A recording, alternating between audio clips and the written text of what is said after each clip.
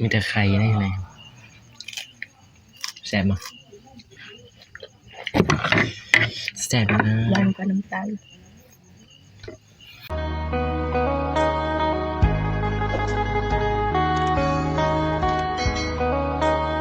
พี่น้องเปิดภาพมากกะอยู่ที่ภาคเขาพี่น้องกินข้าวสามัคคีกับน้องบุษบาพี่น้องอาหารกะต้มมีมื้อนี้ต้มมีกะกินแซ่บพี่น้องไป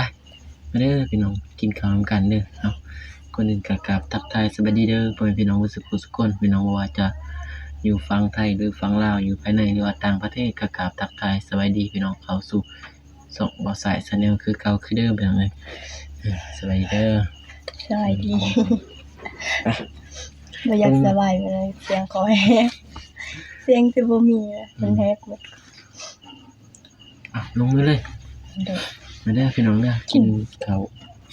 กินต้มมีแต่ว่าแจ่วนี่ขาดบ่ได้แจ่วผักสลัดคนงามผักสลัดคนละโปกแล้วนอนปลูกเองตัวเลย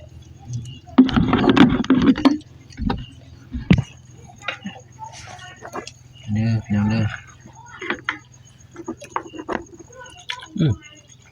แซ่บเนาะใส่ผักด้วยใส่กับผักหอมโอ้ยคือว่าเหนียวอีหลีเนาะบ่ได้ฮักตอนแล้วคือบ่เฮ็ดยำปลากระป๋องบ่เป็นเฮ็ดบ่เป็นด้วยกาทางในเพิ่นว่าเฮ็ดยำปลากระป๋องก็บ่ได้หลายใส่เครื่องหอมคือแบบที่ว่ายำมันนะแบบจะแบบครัวปลากระป๋องเครื่องหอมอีหยังว่าซั่นเครื่องหอมผักบัวน่ะผักบัวหัวผักเฮ็ดแบบยำนะเคยเฮ็ดเคยแต่แบบคั่วใส่ใบผักบัวใบผักเทียแบบนั้นก็ได้คือกันแล้วก็ใส่หมักพริกใส่หยังกัดตัวสิได้แซ่บเฮ็ดให้กินนี่เด้อมื้อหน้ามันมีแต่มันอยากไอเลยตามสบายเพราะมันเป็นธรรมศาสตร์เป็นโลกของเราทุกคนต้องแบบมันสิเป็นก็เป็นแนวนี้เป็นแบบทันหันเองใครเป็นวัดมันบ่เลือกหนูนี่มีแต่แบบมันเจ็บคอแล้วก็ไอมันคันเจ็บคอแม่กินอะไรเขาแม่กินเนี่ยเพิ่นหลอกอยู่เลยอายดิเพิ่นกินอยู่ลุมกินยังมีกันเลยเพิ่นบ่กินกับเฮาดอกกินมีคือว่าตอนมีตัวซื้อมาเนาะมาถ่ายขึ้นมาเลยครับมาถ่ายกำลังกินน้ำตอยังปลากระป๋องมาถ่ายพันได้กินยังสีได้กินเนี่ยมื้ออื่นเนาะยังแต่ว่าปลากระป๋องหยังใส่เนี่ยละลายมันเห็ดยำปลากระป๋องกิน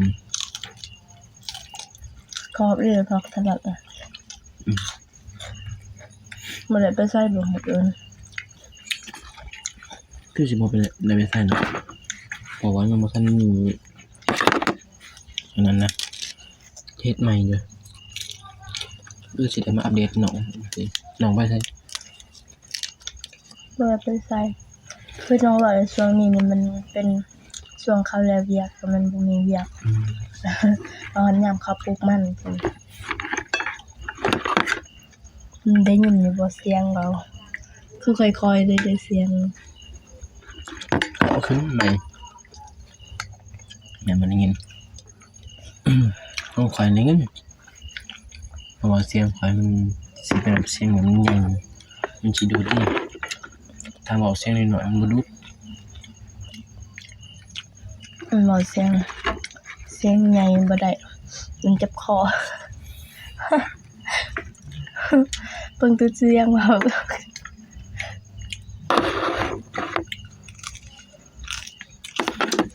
เจ็บคอดนมั้ง กำลังเจ็บเมื่อวานน่ะ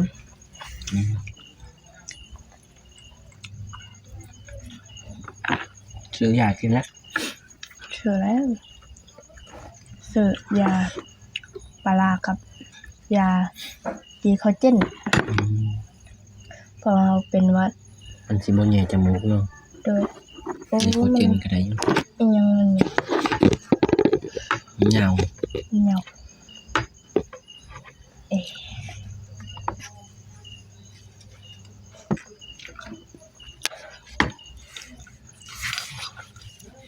กินเขาวเส้นยองอีกนิดหน่อย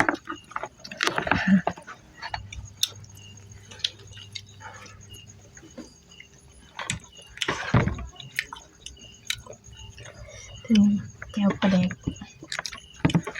แจวหมูอ่อน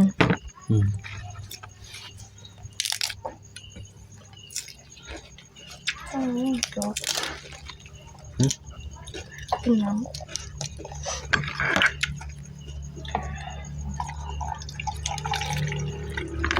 โอ้ยาวดิ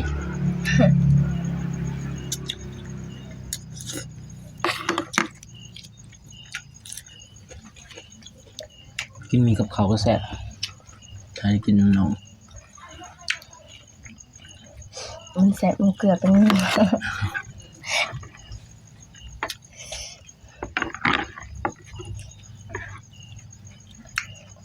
ถ้าเอาใส่ผักมันจะแสบถ้าลวกแต่มีซื่อๆกับบ่แสบแต่เราใส่เกลือเป็นนัวใหม่ มีนัวเนาะ ตัวใส่เกลือเป็นนัวใหม่ เฉพาะเครื่องปรุงมีมันจะนัวเป็นได้เนาะแนวตื่มน้ำเลย จึงใส่ใบแล้วก็ใส่กับน้ำซอสมักพริกหรือว่าซอสมักเล่นหั่นน่ะตัวที่ว่าอ้ายซื้อมาให้ตัวงวดก่อนนี่เด้ใส่ตรงนั้น สดที่อายุปากเซ่มั้ง เลยนะใช่ไหมอ้ายบ่าวอยู่ปักเสว่านั่นเลย อายุปากเซ่ กูคือเป็นแนวนี้คือเป็นแนวนี้ขอโทษแล้ว ใส่เลยกุ้งคำใหญ่เนาะ มันใหญ่โพดเนี่ยโพดโอ้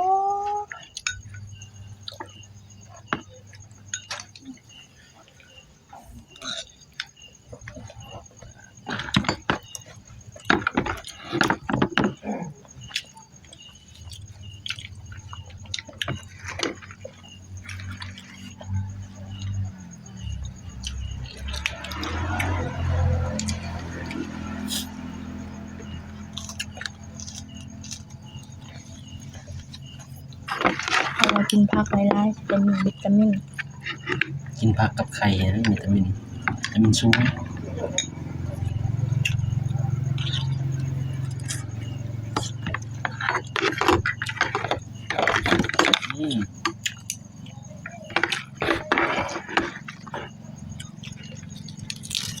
มื้อหน้าสิพากินจีพะเอโก้จำกับเกลือ แป้งปูกับเกลือมั้ง แล้วก็กินเป็ดอ่อนเป็นแบบแซ่บ ไม่ได้ก็ได้นะมื้ออื่นก็ได้จากกินปังป้องมาแล้ว เอามาจีพะเอโก้มาแล้วก็เอามาพริกอ่อนตัวที่จีมากับมัน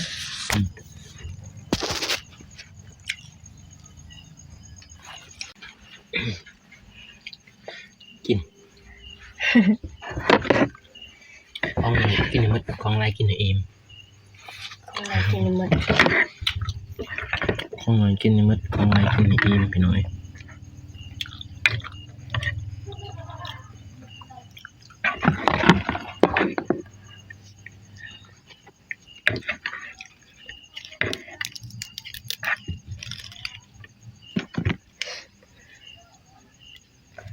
เราคือโซมอะไรเนี่ย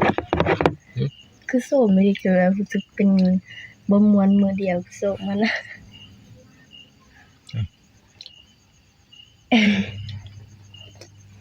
มีแต่ไข่ได้ยังไงแซ่บมั้ยแซ่บนะ หวานกว่าน้ำตาล น้ำยังสิมันอร่อยบ่เนี่ย น้ำสโลม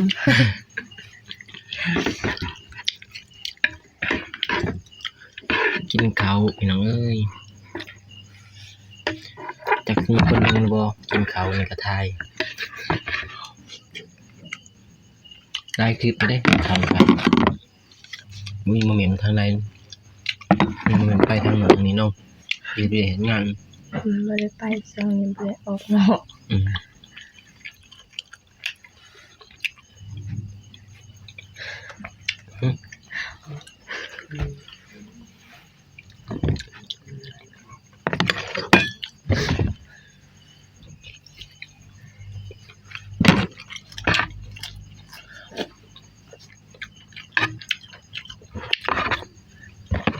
อืม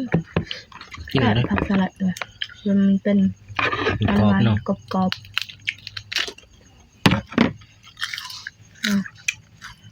อันนั้นใส่อันนั้นในบ่อ ยังไงก่อนอะไรบอก มาแล้วขอบใจเด้อ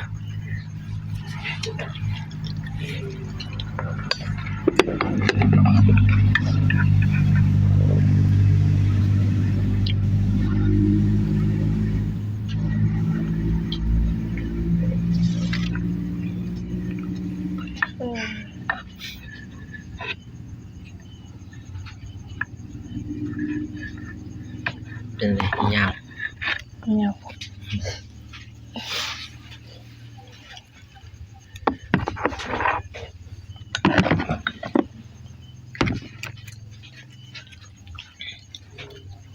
กินบ่สบายบ่ เป็นวัดเจ็บคอ เที่ยงนั้นก็กินยานี่บ่ยา แม่ จะไม่กินยากินข้าวแล้วก็กินยาแล้วก็นอนมาใส่อิ่มให้กินน้ำแล้วอิ่ม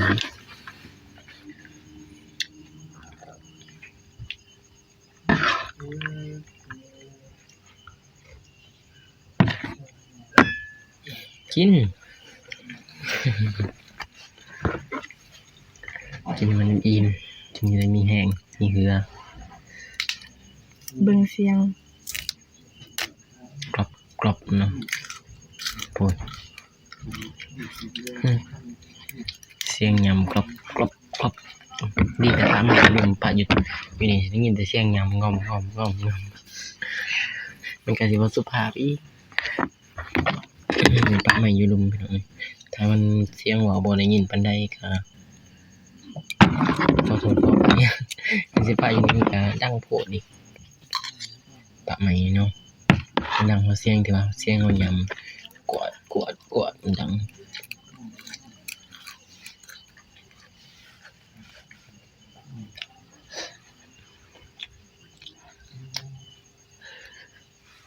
ยิ้มเลย อิ่มเลย เนี่ย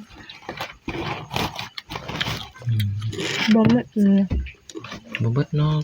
กินให้หมดเลย หึ กินให้หมดกินซอยกันให้หมด มันอิ่มมันกินไม่ได้จะมันแน่นท้องเลยแต่ว่าปลาไว้มื้ออื่นสิกินให้อิ่มอีกอยากกินยำปลากระป๋องน้องบุษบาเฮ็ดที่ว่าที่น้องเคยเฮ็ดเราครัวบ่แม่นำเฮ็ดอะไรวะ จะขวดใส่ใบผักเทียม อืม ใส่ใบผักบัว ขอใส่ผักเทียมใบผักบัวหรือว่าหัวผักใส่มะเขืออิหยังคือสิแม่นแบบนั้นนะครับแต่ก็กินกับข้าวจ้าวเนาะ ยำบ่เคยเฮ็ดจักเลยเนาะ เสียงลำเลยแต่ว่าขยันฟังไทยเพิ่นเอิ้นยำแต่ฟังเฮาเอิ้นแบบขัวปลากระป๋องนั่นน่ะเนาะหรือว่าต่าง ข้าง อืม เดี๋ยวสิให้เบิ่งให้น้องเบิ่งที่ ยำมันก็เป็นแบบคืออันนั้นอิหยังเขาใส่เป็นคันว่าเป็นผักบัวหัวแดง อืมกับผักหอมป้อมเป็นบ่ โดยแม่น ผักหอมป้อมอันนั้นฝั่งไทยเขาเอิ้นว่าผักสีหั่นแล้วก็อันนั้นอิหยังมีกับน้ำมะนาวบ่มีบ่เขาใส่ คือสิแม่น คันยำเขาต้องใส่มะนาว ลองเฮ็ดเบิ่งเดี๋ยวสิให้เบิ่งรูปที่แม่เพิ่นส่งมาให้ว่าแซ่บให้ คั น้ น องเฮ็ด ยำเขาต้องใส่มะนาว กินข้าวแล้วพี่น้องอันนี้ก็พอดีแหละเมื่อก็นอนอาบน้ำนอน นอนพักผ่อน นอนก็กินข้าวแล้วก็กินยาอาบน้ำนอน เนาะ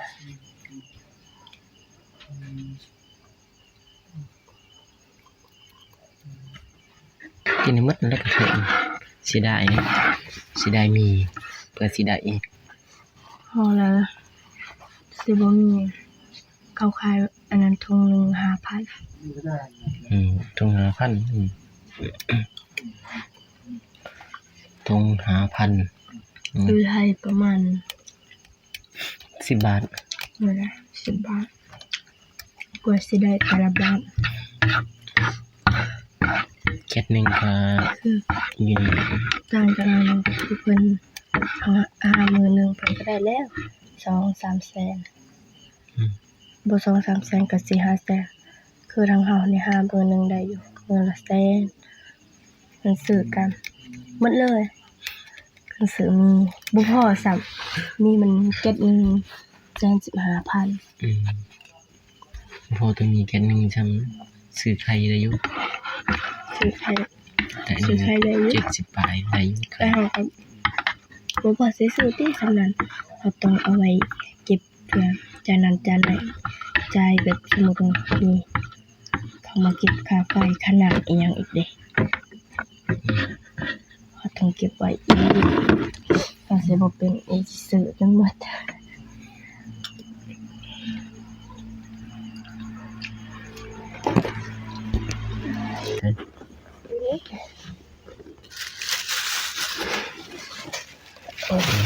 ใช่เนี่ยอย่างนี้เลยอีกตัวนี้ยาปลาร้าจำเป็นเม็ดสีขาว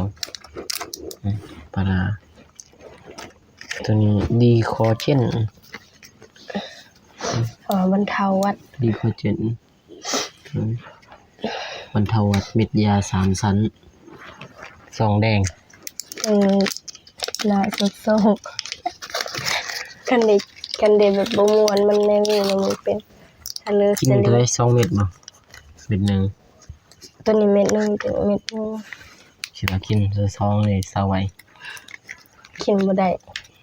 กลืนยาได้ก็บ่หลายถ้า2เม็ดนี่ก็ยังบ่หานกลืนเทื่อหนึงกลืนได้เทื่อละก้อน อ่า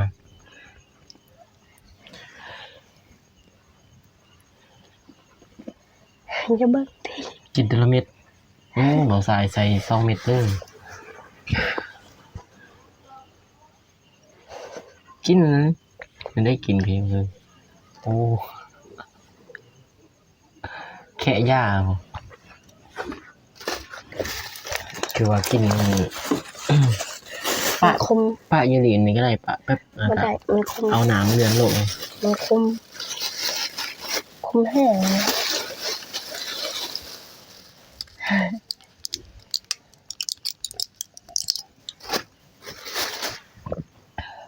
ใช่ได้บ่นั่นนี่ปะนี่เอาได้สิลองกิน สิบอกวิธีกินใช่กินแล้วบ่ กินอีหยังบ่เป็นไข้ บ่เป็นหยังยัดละกินได้บ่เป็นก็ กินตานไว้ก่อน ทานไว้ก่อนเจ็บนั่นเจ็บนี่ก็ได้ให้มาอยู่ไกลน้องดิ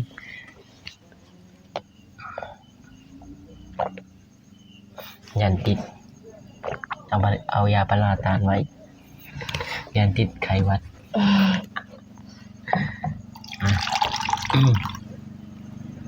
อันนี้กิน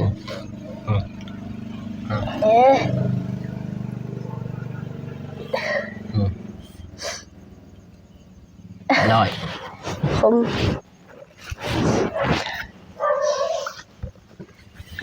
โอเคพี่น้องคลิปนี้ก็ในเวลายามให้น้องเพิ่นก็พักผ่อนทำบ่สบายปานใด เจ็บคอเนาะ เจ็บคอแล้วก็เป็นหวัด นอนพักเพิ่นนี่แหละแต่บ่ใส่กาสิออกเมื่อเนี่ย เนาะ ไม่ได้จบคลิปไปนำกันเลยพี่น้องเอ้ยก่อนอื่นมันก็ขอบอกขอบใจเด้อ FC หรือว่าพ่อแม่เบิดทุกคนที่เข้ามาให้กำลังใจบ่ใส่แล้วก็น้องอุศบาก็ขอให้พ่อแม่ FC ทุกท่านจงมีแต่ความสุขความเจริญปรารถนาสิ่งใดก็ขอให้ได้สิ่งนั้นให้ได้ดมได้ปรารถนาความเจ็บอย่าได้ความไข้อย่ามีให้ร่ำให้รวยเฮงๆปังๆยิ่งๆขึ้นไปเด้อพ่อแม่ FC เบิดทุกคนพบกันในคลิปหน้าคลิปนี้ขอกล่าวคำว่าสบายดีเด้อบ๊ายบาย